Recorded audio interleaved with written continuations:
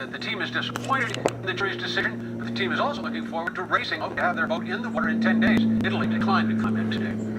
All right, Mark, thank you. Well, it was a nice day out on the bay for the most part. A little bit cool, though.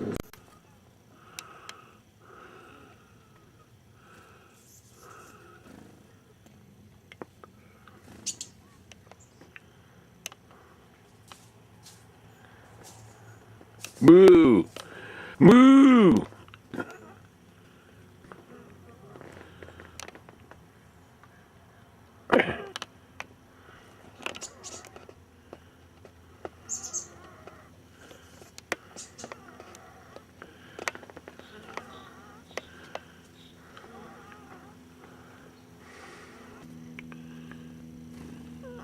Put on our best case, we're going to charge him with the highest, most serious crime that we can.